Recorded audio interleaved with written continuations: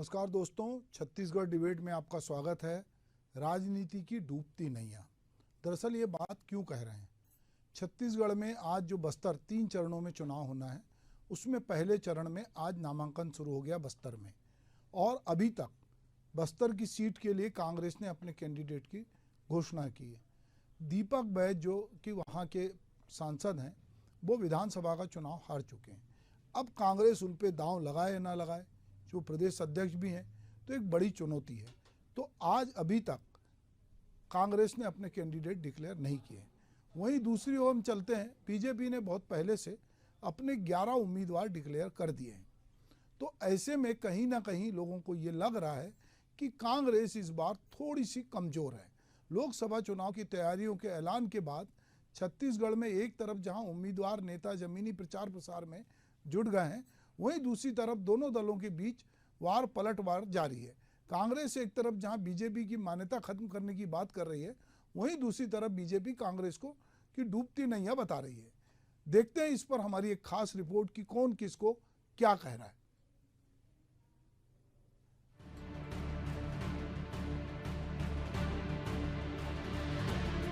लोकसभा चुनाव के लिए पहले चरण के लिए नामांकन प्रक्रिया शुरू हो गई है। पहले चरण में बस्तर लोकसभा सीट में चुनाव होना है। बीजेपी ने चुनाव का आगाज कर दिया है। मुख्यमंत्री विष्णुदेव साय समेत प्रदेश के तमाम दिग्गज नेताओं ने बस्तर में डेरा डाल लिया है। बीजेपी ने जनसभा कर अपने अभियान की शुरुआत कर दी, लेकिन दूसरी तरफ अभी तक कांग्रेस ने 5 सीटों पर प्रत्याशी घोषित नहीं किए। लोकसभा चुनाव की तैयारियों के बीच इलेक्टोरल बॉन्ड से चंदे वाले राजनीतिक दलों के नाम और धनराशियों के खुलासे होने के बाद सियासी घमासान भी तेज हो गया। खासकर कांग्रेस ने इसे मुद्दा बनाकर बीजेपी के खिलाफ मोर्चा खोल दिया। कांग्रेस का आरोप है कि मोदी सरकार ने कंपनियों पर ईडी सीबीआई से छापा मरवाकर भाजपा के लिए चंदा वसूला है।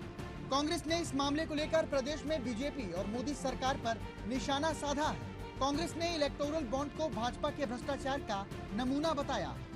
कांग्रेस का कहना है कि इलेक्टोरल बॉन्ड मोदी सरकार द्वारा भाजपा को फायदा पहुंचाने के लिए लाया गया था। यह देश का अब तक का सबसे बड़ा चुनावी चंदा घोटाला है। पीसीसी चीफ दीपक बैज ने कहा कि इलेक्टोरल बॉन्ड घोटाला भाजपा की बदनीति भ्रष्टाचार का सबसे बड़ा सबूत है। भाजपा ने ईडी, आईटी, सीबीआई को अपना चंदा वसूली एजेंट बना दिया है। कांग्रेस पार्टी राष्ट्रपति सुप्रीम कोर्ट चुनाव आयोग से मांग करती है कि इस कदाचरण के लिए भाजपा की मान्यता समाप्त कर उसे चुनाव लड़ने पर प्रतिबंध लगा दिया जाए।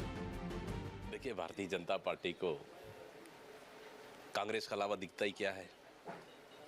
3 महीना में उन्होंने कुछ तो काम किया नहीं जो जनता के बीच में जाए। घूम फिर के कांग्रेस को ही देखना है भारतीय जनता पार्टी को, इससे कोई फर्क नहीं पड़ेगा। प्रत्याशी चाहे आज डिक्लेयर हो जाए या कल डिक्लेयर हो जाए, हम लोग तो चाह रहे हैं जल्दी डिक्लेयर हो जाए। लेकिन देखिए, मुझे लगता है ये कहीं ना कहीं भारतीय जनता पार्टी का ये प्री प्लानिंग है। जानबूझकर भारतीय जनता पार्टी इस तरह की हरकतें करवा रही है ताकि, मैंने कहा, उनके पास कोई मुद्दा नहीं है तो कांग्रेस को आपस में लड़वाने का काम, फूट डालो शासन करो का काम, ये भारतीय जनता पार्टी का काम है। और जानबूझकर ये इस तरह की हरकत भारतीय जनता पार्टी करवा रही है। भारतीय जनता पार्टी माहिर है, कभी ईडी, कभी सीबीआई, कभी आईटी, तो ये तो जग जाहिर है। तो कहीं ना कहीं भारतीय जनता पार्टी की एक प्री प्लानिंग साजिश है जो कांग्रेस पार्टी को आरोप लगाएं और अपना काम निकाल लें। इसमें भारतीय जनता पार्टी को फायदा होने वाला नहीं। इधर पीसीसी में वरिष्ठ नेताओं के खिलाफ आक्रोश फैला हुआ है। कांग्रेस कार्यकर्ताओं के निशाने पर पूर्व मुख्यमंत्री भूपेश बघेल भी। पहले एफआईआर, फिर मंच पर मनमानी के आरोप और अब भूपेश बघेल के करीबी कासम खास पर पार्टी का पैसा हजम करने के आरोप वाली चिट्ठी मामले में भाजपा ने तीखा प्रहार किया। कांग्रेस में बिखराव है। कांग्रेस डूबती हुई नैया में छेद हो गया, पानी भर गया तो लोग अपना आशियाना ढूंढ रहे हैं, कांग्रेस छोड़कर जा रहे हैं। कांग्रेस में इतना बिखराव है कि पूर्व मुख्यमंत्री को मंच पर ही कार्यकर्ताओं ने पिछले 5 सालों में उनके साथ कैसा बर्ताव हुआ, जितना पीड़ित हुए, कार्यकर्ता उनके मुंह पर बोल रहे हैं। इसी से आप अंदाजा लगा सकते हैं कि कांग्रेस की स्थिति क्या। अब कांग्रेस में बिखराव है और डूबती हुई नैया हम हर बार बोलते हैं, छेद हो गया है, पानी भर रहा है तो लोग अपना आशियाना ढूंढ रहे हैं और कांग्रेस छोड़ के जा रहे हैं। और इतना बिकाव है कि मतलब मुख्यमंत्री उप मुख्यमंत्री जी को मंच पर ही कार्यकर्ता पिछले 5 साल में उनके साथ कैसा बर्ताव हुआ है, उनकी सरकार की तरफ से, मुख्यमंत्री की तरफ से इतना पीड़ित है कार्यकर्ता कि उनके सामने मुंह पर बोल रहा है कि 5 साल हम लोग आपसे मिलने के लिए फंस गए। इसी से आप अंदाजा लगा सकते हैं कि कांग्रेस की क्या स्थिति। फिलहाल सबसे बड़ा सवाल ये है कि जिस फेस के भरोसे कांग्रेस ने दमदारी से 5 साल सरकार चलाई, उस चेहरे पर खुद पार्टी के नेता कार्यकर्ताओं को भरोसा नहीं रहा। आक्रोश इतना कि मंच और पत्र के जरिए खुले आरोप सार्वजनिक होने लगे। ये हालात क्यों? पार्टी और पार्टी पदाधिकारी इस पर मौन क्यों?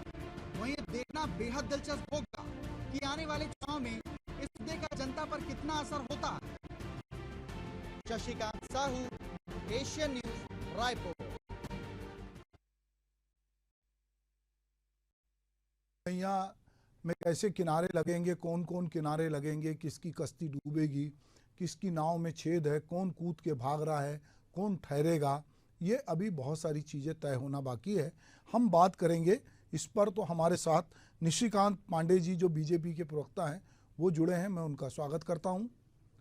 हमारे साथ शिल्पा देवांगन जी हैं, कांग्रेस की प्रवक्ता, मैं उनका भी स्वागत करता हूं। और हम बारी बारी से जानना चाहते हैं कि ये जो नैया है कांग्रेस की या भाजपा की, इसमें एक दूसरे पर लोग सवार हैं। अभी निशिकांत जी, मैं ये देख रहा था कि मुख्यमंत्री जो है वो कह रहे थे कि लोग जो है कांग्रेस के मुख्यमंत्री जो 5 साल थे वो अपने कार्यकर्ताओं से नहीं मिले और राजनांदगांव में एक मंच पर जो है वो उपाध्यक्ष जो है वो उनको सामने बोल रहे हैं। पर वहाँ ये भी दृश्य था, मुख्यमंत्री पूर्व मुख्यमंत्री थे, उन्होंने कहा कि उनको बोलने दो, कि कार्यकर्ता ने यहाँ नहीं बोलेगा तो कहाँ बोलेगा। एक बात। दूसरी बात, अगर कांग्रेस में कोई काम हुआ है और वो पार्टी ने कराया है और वो पार्टी ने किसी ऐसा दिया है और किसी आदमी ने उस पत्र को लिखा है, तो ये दो चीजें को आपने मुद्दा बनाया। कांग्रेस जो है वो इलेक्टोरल रोल को मुद्दा बना रही है और बार बार कह रही है कि आप लोगों ने इतना चंदा लिया, बैंक बार बार जानकारी नहीं दे रहा था और उसको लेके प्रदर्शन कर रहे हैं। पर दूसरी तरफ हम देखते हैं कि आप बीजेपी जो है वो 11 लोकसभा के लिए कैंडिडेट डिक्लेयर कर चुकी है। कांग्रेस ने 6 के लिए किया, 5 का बाकी है। आज से बस्तर में नामांकन शुरू हो गया है और ऐसे में अच्छा, चुनाव आयोग ने इस बीच में जरूर कहा है कि आप व्यक्तिगत टीका टिप्पणी ना करें, मर्यादा में रहें और ऐसा कुछ ना कहें। और जो कहना चाहिए कि जो स्टार प्रचारक हैं उनके लिए खास करके गाइडलाइन भी जारी की गई कि आप अपनी मर्यादा का ध्यान रखें। अब ऐसे में ये जो लेटर बम है या कोई प्रवक्ता बोल रहा है, तो ये तो अगर एक दूसरे तरीके से देखा जाए तो कांग्रेस का आंतरिक मामला है, पर उसको आप लोगों ने इसको मुख्य मुद्दा बना के रखा है।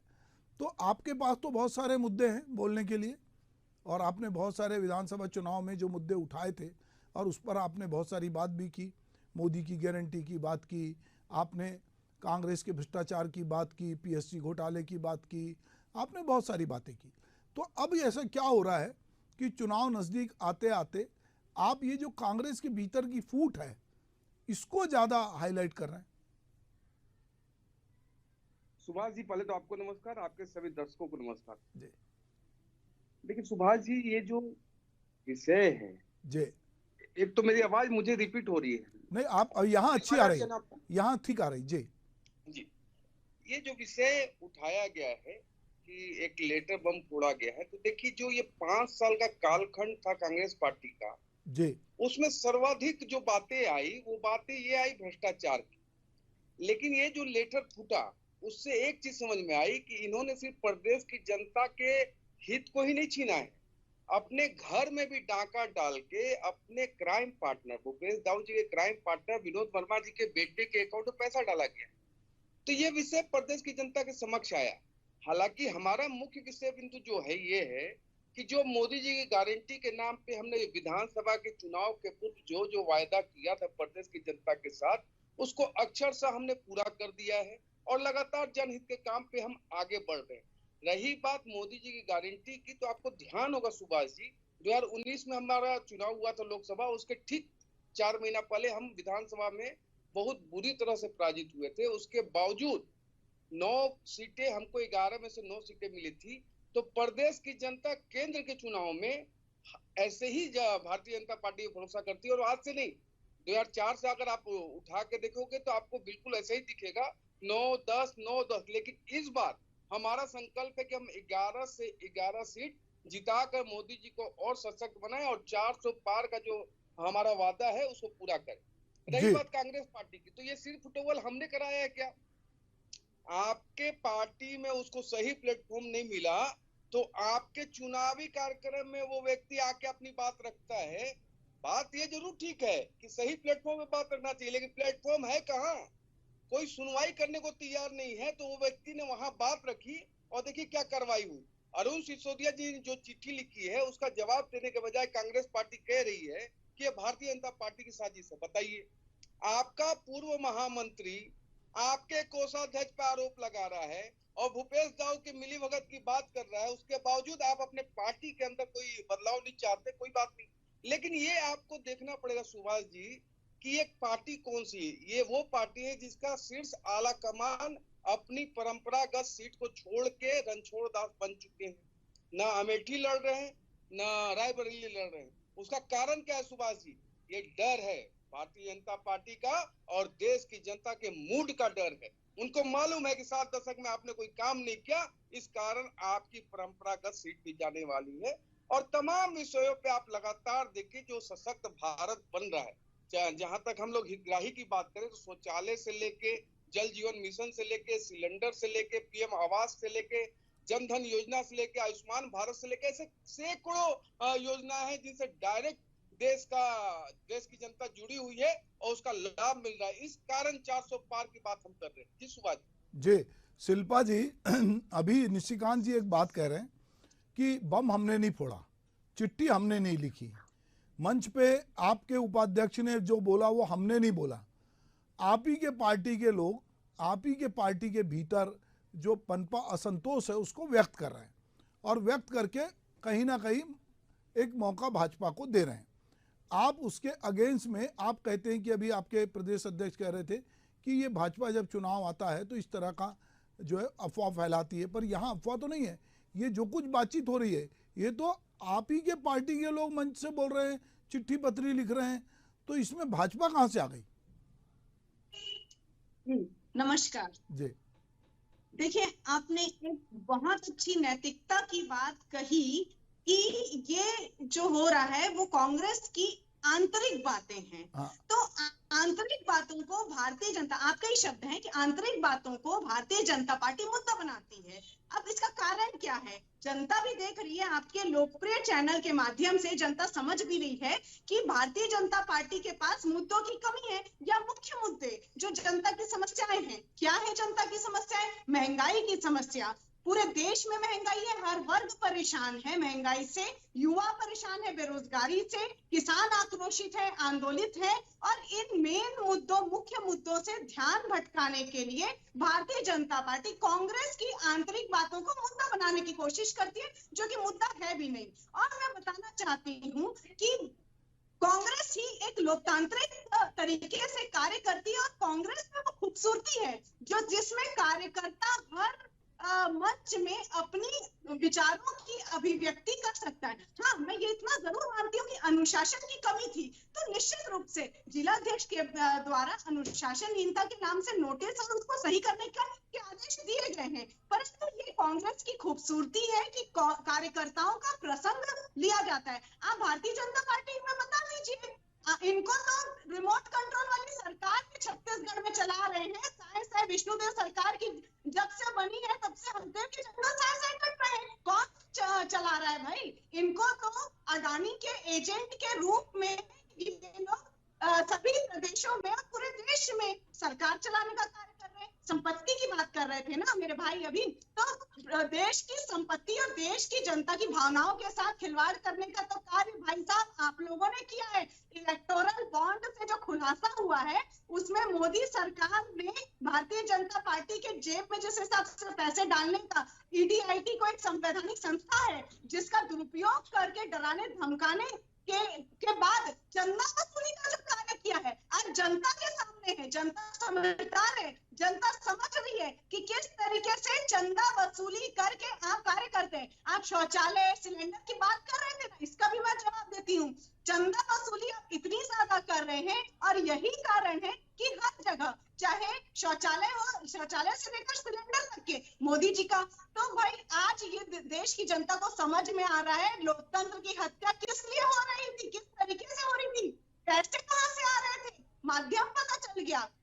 खुलासा बहुत बड़ा देश की जनता के सामने हो चुका है कि क्यों विधायक खरीदे जा रहे थे, किस तरीके से दूसरे प्रदेशों की बनी हुई चुनी हुई सरकारें गिराई जा रही थी, विधायक खरीद फरोख्त की राजनीति की जा रही थी। आज सारे मामले में जो खुलासा है वो इलेक्टोरल बॉन्ड के माध्यम से हो चुके हैं। अब आप कितना भी सफाई दीजिए, कितना भी झूठे आरोप कांग्रेस के ऊपर लगा लीजिए, परंतु आज आपके दामन की जो सामने आई है चीजें, जो खुलासा हुआ है उसे जनता देख रही है। शिल्पा जी मैं आपकी बात से सहमत हूं। मैं एक दूसरी बात पूछ रहा हूं कि इलेक्टोरल बॉल की आप बात कर रहे हैं, ठीक है, बीजेपी को भी बहुत पैसा मिला, कांग्रेस को भी मिला, ठीक है, कम मिला क्योंकि, पर दोनों ही पार्टियां वो डिटेल अपनी तरफ से क्यों नहीं दे रही है, जो डिटेल जो है जिसको सुप्रीम कोर्ट बैंक के माध्यम से मांग रहा है।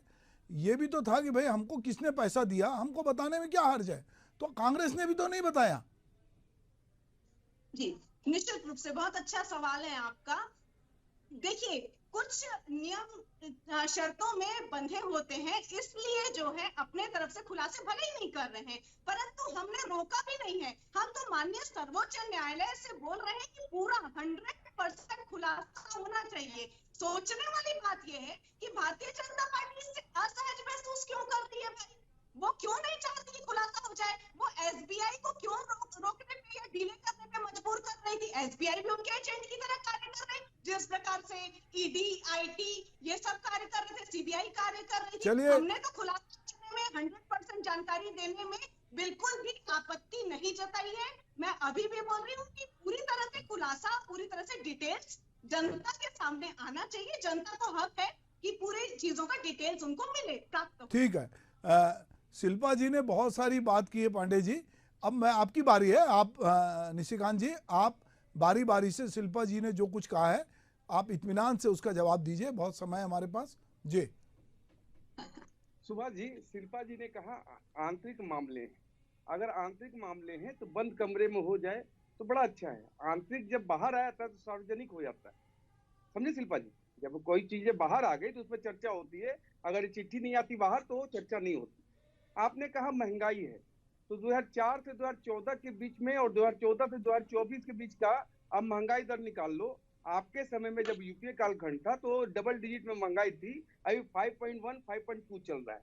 बेरोजगारी की बात आपने कही, यही तो बात मुझे सुभाष जी बड़ा ताज्जुब हुआ कि अभी तो ये 4 महीना पहले तक तो बेरोजगारी दर 0.1% 2% बता रहे, आज अचानक क्या हो गया कि मतलब बेरोजगारी की बात करने लगे। अभी महत्वपूर्ण विषय इन्होंने इलेक्टोरल बॉन्ड पे उठाया। सुभाष जी, इलेक्टोरल बॉन्ड पे कांग्रेस पार्टी को लगभग 1400 करोड़ रुपया मिला, हमको 6000 समथिंग करोड़ रुपया मिला। अब ये कह रहे हैं कि हमने ईडी आईटी के माध्यम से डरा के पैसा लिया है, तो आपने किसका डर भय दिखाया? आपके पास तो कुछ है नहीं, तो आपने कैसे भय दिखाया? आपको कैसे इतना चंदा मिला? और एक और महत्वपूर्ण से 22,000 करोड़ में सिर्फ 6,000 करोड़ भारतीय जनता पार्टी को मिला है, बाकी सब अलग अलग जो इंडी गठबंधन के मेंबर है उनको मिला है। तो ये 17,000 16,000 करोड़ रुपया बाकी दल को कैसे मिला और 6,000 करोड़ रुपया भारतीय जनता पार्टी को कैसे मिला? किस चीज का भय आपने दिखाया, कैसे डराया? रही बात, इन्होंने अभी बोला कि सरकार हमने गिराई। महाराष्ट्र में सरकार हमारी और शिवसेना की चुन के आई थी, हमारे गठबंधन को बहुमत मिला था। बिहार में नीतीश कुमार और भारतीय जनता पार्टी को बहुमत मिला था, आपने सरकार तोड़ के बनाई। तो नैतिकता की बात जब आप शिल्पा जी कहती हो तो पहले अपनी आईना देखो, दूसरे को आईना बाद दिखाना। अब आते हैं मुख्य विषय पे कि अगर कांग्रेस पार्टी का कार्यकर्ता पार्टी छोड़ रहा है, उसका निराकरण, समस्या का निराकरण नहीं हो रहा है, वो किसी और दल में जा रहा है, तो इसमें भारतीय जनता पार्टी को दोष देने से बेहतर है कि जो उसका कंसर्न था उसको रेक्टिफाई किया जाए। आज से 3 महीना पहले मात्र कुमारी शैलजा पर आरोप लगा था पैसा लेन देन का, आपने क्या कार्रवाई की? आपने एक पैसे की कार्रवाई नहीं की। शिल्पा जी, शिल्पा जी, शिल्पा जी, शिल्पा जी, शिल्पा जी सुनिए ना, शिल्पा जी अभी बोलने दीजिए निशिकांत जी को। जब आप बोल रही थी तो सुन रहे थे धैर्य से, आप फिर आपको मौका मिलेगा, बोलिए निशिकांत जी। शिल्पा जी, मैं जानता हूं आप कांग्रेसी हैं, लेकिन फिर भी अनुशासन का पालन करना पड़ेगा आपको। ये डिबेट है, कांग्रेस कार्यालय नहीं। देखिए महत्वपूर्ण विषय क्या है सुभाष जी, ये जो प्रदेश की जनता ने 5 साल का विनाश का कालखंड देखा, जहां पे युवा हुआ निर्वस्त्र, प्रदेश के संसाधन को लूटा गया। कहां? सीएम सचिवालय के अंदर। लोग कहां हैं? जेल में। किनको बेल नहीं मिल रहा है? अपराधियों को। पैसा किसका जब्त हुआ? अधिकारियों का। कांग्रेस पार्टी के जो मुखिया थे तत्कालीन, उन पे अभी उसी भ्रष्टाचार में एफआईआर हुआ है।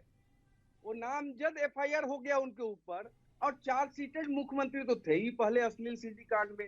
तो बहुत सारे मामले हैं, लेकिन प्रदेश की जनता ने देखा कि जो वादा खिलाफी इन्होंने किया प्रदेश की जनता के साथ, और जो अखंड भ्रष्टाचार का काम किया और 10 जनपद के एटीएम के रूप में काम किए, इस कारण प्रदेश की जनता ने इनको उखाड़ फेंका। सुभाष जी, आपको याद दिलाना चाहता हूं कि इन्होंने हमसे ज्यादा 3200 रुपए धान खरीदी की बात कही थी, हमसे ज्यादा 15,000 महिलाओं को देने की बात कही थी सालाना। प्रदेश की जनता इनके धोखे में क्यों नहीं आई? क्योंकि समझती है कि न इन्होंने नियमितीकरण किया, न शराबबंदी की, न वृद्धा पेंशन दिया, न विधवा पेंशन दिया, न सिंचाई का रकबा दुगना किया। सिर्फ किया क्या? अपने परिवारवाद को बढ़ावा देने के लिए पीएससी के माध्यम से अपने घर के 6-7 बच्चों को नौकरी दिलवा दी, लेकिन बाकी प्रदेश का युवा बेरोजगार रहा। बेरोजगारी भत्ता पे जब भी हमने इनसे मांग किया तो इन्होंने कहा 0.1% है। फिर ये 250 करोड़ रुपए कहां से लाए और किस किस युवाओं को दिया? ये भी तो महत्वपूर्ण सवाल है कि जब बेरोजगार थे ही नहीं प्रदेश में, तो ये 250 करोड़ रुपए का बंदरबाट एनएसयूआई और यूथ कांग्रेस के युवाओं को दिया गया क्या? उसकी भी जांच होगी, और जांच चल रही लगातार। जांच की आंच में माननीय भूपेश दाऊबिया हैं। तीसरा महत्वपूर्ण बात मैं कहना चाहता हूं कि माननीय दीपक बैज जी, जिनका दिया बुझ गया है विधानसभा में, वो वर्तमान में सांसद भी हैं और प्रदेश अध्यक्ष भी हैं, क्यों चुनाव से भाग रही है? हिम्मत नाम अपना घोषणा कर दें कि हाँ मैं डंके की चोट पे बस्तर पे चुनाव लड़ना चाहूंगा। नहीं हिम्मत कर रहे। उसका कारण है कि न राहुल बाबा लड़ना चाह रहे हैं अमेठी से, न सोनिया गांधी लड़ना चाह रही है रायबरेली से। तो इन छोटे छोटे लोगों का क्या हाल है आप देख लीजिए। न नेतृत्व करता है, न झंडा उठाने के लिए कार्यकर्ता है। इसीलिए सुभाष जी, नरेंद्र मोदी जी ने कहा था, न मांझी न रहबर न हक में हवाए, है कश्ती भी झरझर, ये कैसा सफर है। जी सुभाष जी। तो कोई बात नहीं निशिकांत जी, सफर तो जारी है। देखिए डेमोक्रेसी में विपक्ष भी चाहिए और मजबूत विपक्ष चाहिए, और विरोध करने के लिए विरोध भी चाहिए, वरना अगर लोकसभा में एक बात छूट गई जी, शिल्पा जी की एक बात का जवाब नहीं दे पाया मैं। इन्होंने बोला लोकतंत्र की हत्या। तो लोकतंत्र की हत्या कैसे हुई इलेक्टोरल बॉन्ड में? न्यायालय ने आदेश दिया, एसबीआई ने डॉक्यूमेंट सबमिट किया, तो न्यायालय पारदर्शी है कि नहीं? अभी मैं तो पूछना चाह रहा हूँ। हालांकि मुझे खुशी है एक बात का कि 10 वर्षों के कालखंड में इन कांग्रेसियों को या इंडी गठबंधन को ऐसा एक भी मुद्दा नहीं मिला जो जनता के बीच में लेके जाए। इसलिए इलेक्टोरल बोर्ड, इसीलिए हिंडनबर्ग, इसीलिए एंडरसन, इसीलिए अडानी अंबानी। एक अडानी एक अंबानी वो है जो राजस्थान में 60,000 करोड़ रुपए का बिजनेस पाता है। एक अडानी अंबानी वो है जो छत्तीसगढ़ में 10,000 का बिजनेस पाता है। लेकिन वो खराब नहीं है। वो अडानी अंबानी खराब है जिसको बीजेपी के शासनकाल में कहीं पे काम मिला हो। ऐसा कैसे संभव हो सकता है सुभाष जी? ऐसा कहीं संभव हो सकता है क्या कि एक व्यक्ति कांग्रेस की सरकार में अच्छा हो और वही व्यक्ति भाजपा की सरकार में खराब हो? तो ये जो टूल किट का हिस्सा ये चला रहे हैं, और ये जो टुकड़े टुकड़े गैंग के हिस्से हैं, इनको देश की जनता ने नकार दिया है। इस बार देखिएगा सुभाष जी, 400 पार 100% अक्षरशः हम करने वाले जी। तो निशिकांत जी, शिल्पा जी बोल रहे हैं कि इस बार 400 पार करेंगे। वो कह रहे हैं कि दीपक बैज जो हैं वो खुद प्रदेश अध्यक्ष हैं, वो अपना नाम क्यों नहीं डिक्लेयर कर रहे हैं? तो मुझे लगता है निशिकांत जी, आप समझते हैं कि पार्टी हाईकमान सीटें तय करता है। जहाँ तक राहुल गांधी की बात रही, तो वो वायनाड से पिछले बार भी सांसद थे, अभी गए। ठीक है कि उन्होंने अपनी परंपरागत सीट यूपी की छोड़ दी है, वो भी एक अपनी जगह सवाल तो है कि आप जहाँ से आपके लोग लड़ते थे आप वहाँ नहीं लड़ रहे हैं, तो ये एक सवाल है। सवाल वो नहीं है, सवाल अभी हम बात कर रहे हैं छत्तीसगढ़ की। छत्तीसगढ़ में शिल्पा जी क्या वजह है कि छत्तीसगढ़ के बहुत सारे अलग अलग मंचों से बीजेपी में लोग ज्वाइनिंग दे रहे हैं, बीजेपी की तरफ आकृष्ट होते हैं और उनको ये लग रहा है, बीजेपी को लग रहा है कि हमने पहले 9 सीट जीती थी, अब हम 11 सीट जीत के बताएंगे।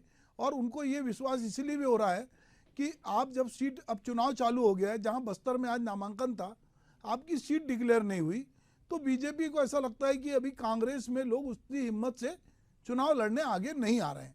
तो और इलेक्टोरल बॉन्ड की बात आप कर रहे थे, उसको लेकर भी ये सवाल उठा रहे थे। तो ये जितने सवाल निशिकांत जी ने उठाए हैं, आप इत्मीनान से जवाब दीजिएगा। जी जी जी, निश्चित रूप से।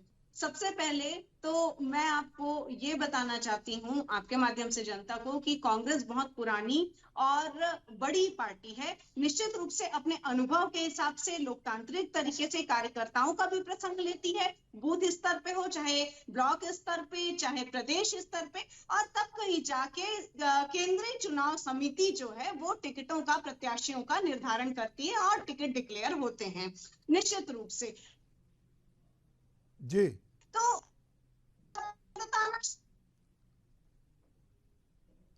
शिल्पा जी, कुछ आपकी तकनीकी खराबी हो रही है, थोड़ा लाइट कम है आप। जी, आपकी आवाज कट रही है और थोड़ा लाइट जो है। कांग्रेस में सभी की रही है। जी बोलिए बोलिए, आवाज आ रही है? हाँ आ रही बोलिए। लाइट की समस्या है, बारिश के कारण यहाँ लाइट, अच्छा चलिए, कोई नहीं, प्रॉब्लम है जी। मैं यही कहना चाह रही हूँ कि कांग्रेस जो है वो सभी से रायशुमारी करके और समन्वय के साथ टिकट की घोषणा करेगी।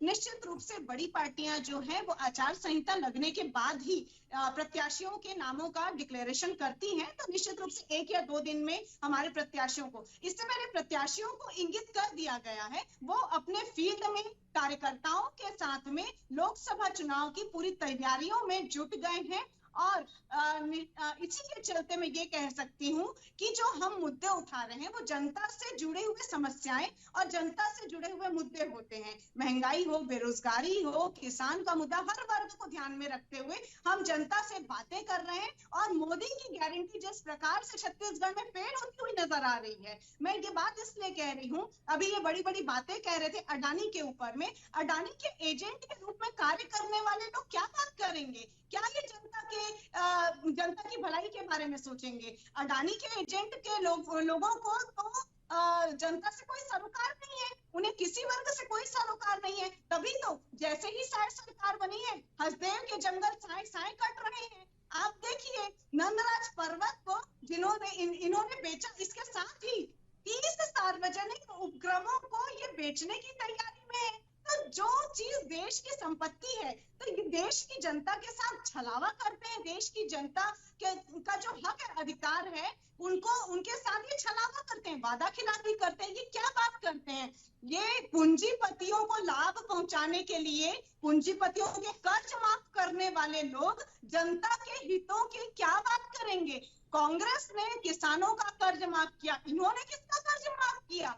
इन्होंने पूंजीपतियों का कर्ज माफ किया। कांग्रेस ने हमेशा किसानों के हित में योजनाएं बनाई। ये बोले, चलिए शिल्पा जी, हमारा समय भी हो रहा है।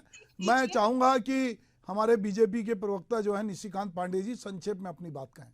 जी देखिए, हमारी बहन कह रही थी अभी कि किसानों के हित के लिए हमने लगातार काम किया है, तो फिर किसान की स्थिति ऐसी कैसे हो रही?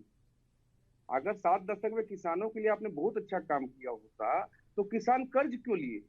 सवाल तो ये है ना। आप कर्ज माफी की बात करें, मैं दूसरा सवाल पूछ रहा हूँ कि उनको इस स्थिति में लाने वाली Congress party and Sonia and Rahul company पे आप आरोप लगा रहे हैं क्या?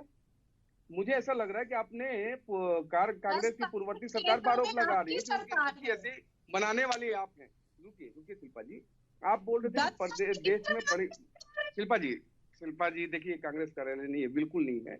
Have some patience. देखिए, जो प्रदेश की जनता है और देश की जनता है वो एक चीज समझ रही है कि उनको जल मिल रहा है किसके माध्यम से, उनको घर किसके माध्यम से मिल रहा है। आपको सुभाष जी याद होगा कि भूपेश दाऊ ने मात्र इसलिए घर नहीं दिया लोगों को क्योंकि उसका नाम पीएम आवास था। उन्होंने कहा था कि ये पीएम आवास है, इसलिए पैसा पूरा प्रधानमंत्री दे तब मकान बनेगा। 5 साल ये द्वेषपूर्ण राजनीति करके उन आवासहीनों को घर से वंचित रखा। अब हम घर बना के दे रहे हैं 18 लाख, कैसे दे रहे हैं? चलिए मैं आप दोनों से सुनिए ना, मैं आप दोनों से क्षमा चाहता हूं कि मेरे डिबेट का टाइम कंप्लीट हो गया है। आप मेरे साथ जुड़े, आपका बहुत बहुत धन्यवाद। नमस्कार। धन्यवाद।